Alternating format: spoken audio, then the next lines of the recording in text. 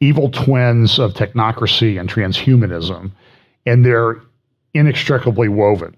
Now, I will disagree with Patrick a little bit, and I'll tell you why in just a moment. But this is the definition of technocracy that he uses. And he says technocracy is not political, it's an economic system. And I agree with that to a point, but I also think that there's a religious aspect to it. These people believe that they will build the equivalent, I don't know how else to say it, the kingdom of God on planet Earth. That's what they think they're going to be able to do. So there's a religious component to this. So here's the definition that Patrick uses. Technocracy is the science of social engineering. By the way, this was developed at Columbia University back in the 1930s. This is sort of how they looked at it. And we know all these people came out of Columbia University, guys like Zbigniew Brzezinski, who was a national security advisor. So, Columbia has been sort of pivotal in the development of this. Technocracy is the science of social engineering, the scientific operation of the entire social mechanism to produce and distribute goods and services to the entire population of this continent. Now, they were limiting it to the North American continent, but of course they've expanded it. For the first time in human history, it will be done as a scientific, technical engineering problem. There will be no place for politics or politicians, finance or financiers, rackets or racketeers. Technology states that this method of operating the social mechanism of the North American continent is now mandatory because we have passed from a state of actual scarcity into the present status of potential abundance, in which we are now held to an artificial scarcity forced upon us in order to continue a price system which can distribute goods only by means of medium or exchange. So they want to control everything. That's the point. And they've been working at this now for almost 100 years. Actually, over 100 years. And you can read stuff about the Dulles brothers, John Foster Dulles and his brother, the guy who's one of them, Dulles Airport in D.C. is named after them, Secretary of State under the FDR administration involved in the government. But they believe that eventually technocrats and science are going to be able to control everything, and they were going to control the production and distribution of everything. Now, put on top of that now all of this stuff that we have with the social control mechanisms of media propaganda, technology, social credit systems, digital central bank digital currencies. And they may bypass the local banks. Local banks, I think, are going to have some problems this year. I just saw that there was a couple buildings, office buildings in San Francisco that sold this week. One went for 20% of what it was asking for, the asking price a year ago. These are big office buildings. Another one went for about 40%. And the article was sort of mocking the person who paid 40%, like, why did you pay that much? Because if you waited just a little while longer, they might have just given you the keys. Westfield had a big mall in San Francisco on Market Street. They turned the keys back to the lender. They just walked away from it. San Francisco Center on Market Street. In fact, there's a video out there, if you can look it up, a guy walking down Market Street. Now, if you've been to San Francisco Market Street, they've got the light rail that goes down the middle. There's office buildings, shops, stores. I'm telling you, that guy walked a mile down Market Street, and I would say 97% of every storefront, every office was empty. San Francisco is over. Shocking, but understand, so here what this technocracy definition says, only by abandoning the interfering price control and substituting a scientific method of production and distribution can an abundance be achieved. Technocracy will distribute by means of a certificate of distribution available to every citizen from birth to death. This is almost 100 years ago they were saying this. From every citizen from birth to death. That pretty much covers your whole life, right?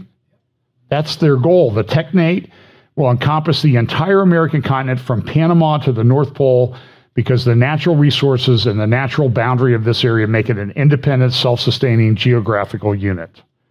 Well, if they're going to do that in North America, you think, oh, well, they won't do that in the Middle East or Africa or anywhere else. This seems to be being set up for a global system, but it's religious. I want to remind you of this talk that Yuval Harari gave. I've played this many times, but I think you need to remember that there's a religious aspect to this. He's at Google headquarters, Silicon Valley, California, in 2015, and he says this.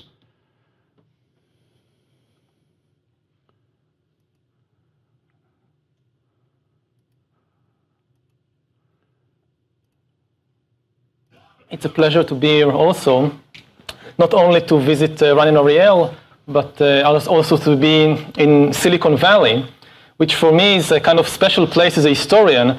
As a historian, I focus mainly on the history of ideas, ideology, mythology, religion, and I think that the most interesting place in the world today, in religious terms, is Silicon Valley.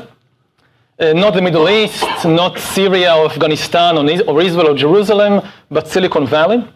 This is where the new religions that will take over the world are being formulated. It's not an electronic algorithm, but what's the difference? So this leads to this, where I'm sort of tying this into the logistics aspect of what I talk about each week.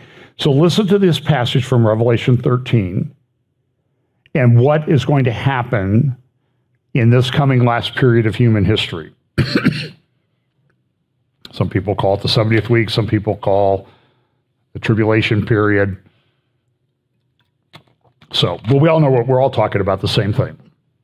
So listen to this. This is from Revelation chapter 13. And by the way, I'm going to use a translation that I had not known about until yesterday, the Legacy Standard Bible. It was developed out at Master's Seminary. It's sort of based on the New American Standard Bible, which I think is the best translation in terms of getting the verb tenses right in Greek and Hebrew. But I know there's people that, I get a lot of corrective emails about using any other translation. So I'm going to tell you up front, you can compare it to the others. You're going to find that it's pretty much the same, but I really do think they've done a great job of pulling out the verb tenses and that type of thing in terms of what the original author wrote. And I think that was one of their guiding principles. Was it said that a lot of Bibles seem to be more audience-centered than author-centered. And maybe it needs to be author-centered because it's authored by God, and that's important. So in verse 7 of Revelation 13, it says this, "And it was also given to him to make war with the saints and to overcome them, and authority over every tribe and people and tongue and nation was given to him. And all who dwell on the earth will worship him, everyone whose name has not been written up from the foundation of the world in the book of life of the Lamb who has been slain. If anyone has an ear, let him hear. If anyone is destined for captivity, to captivity he goes. If anyone kills with the sword he must be killed. Here is the perseverance and faith of the saints. Then I saw another beast coming up out of the earth, and he had two horns like a lamb, and he was speaking as a dragon, and he exercises all the authority of the first beast in his presence. And he makes the earth and those who dwell in it to worship the first beast whose fatal wound was healed. And he does great signs, so that he even makes fire come down out of heaven to the earth in the presence of men." And the question is, how does he do that? Is it supernatural? Is it some kind of technology that he's able to control? Doesn't really say. And he deceives those who dwell on the earth because of the signs which were given to him to do in the presence of the beast, telling those who dwell on the earth to make an image to the beast who had the wound of the sword and has come to life. And it was given to him to give breath to the image of the beast. This sounds a little bit like some of the stuff we see going on with artificial intelligence now. And I don't really think a century ago this really made sense. because it wasn't time yet. Remember, Daniel's told, seal up the book till the time, and then people will understand and be able to instruct many. And I really think we're at that time. Time will tell whether I'm right or not. And it was given him to give breath to the image of the beast, so that the image of the beast would even speak and cause as many as do not worship the image of the beast to be killed. So there are consequences. And he causes all the small and the great, and the rich and the poor, and the free men and the slaves, that they be given a mark on their right hand or on their forehead, and that no one will be able to buy, to sell, except the one who has the mark of the mark, either the name of the beast or the number of his name.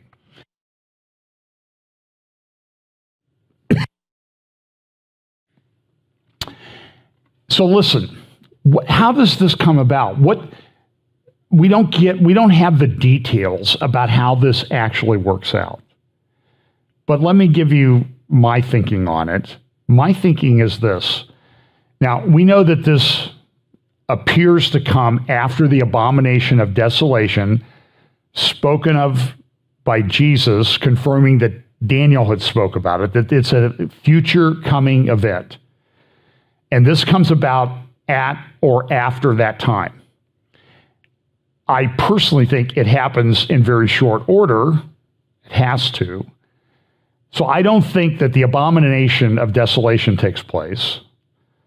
You know, the standing in the holy place and make the abomination that makes desolate.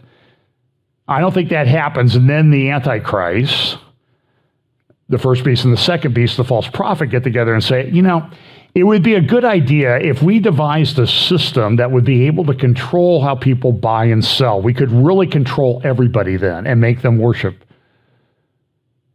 the first beast. Why don't we get some of the technocrats in here and figure out how this is going to be done? I think when it comes about, it's all ready to go. It's in place. It's been tested out. Various aspects of it have been tested out. We've seen this over the last few years, and they just flip the switch. And so they will use the technology in place, the technology that's being developed, the technology that's being rolled out, and I think it will come about very, very quickly. Johannes uppenbarelse. Detta är Jesu Kristi uppenbarelse, som Gud gav honom för att visa sina tjänare vad som snart måste ske. Han gjorde det känt genom att sända sin ängel till sin tjänare Johannes, som har vittnat om Guds ord och Jesu Kristi vittnesbörd, allt vad han själv har sett. Salig är den som läser upp, och saliga är de som lyssnar till profetians ord och tar vara på det som är skrivet i den, ty tiden är nära.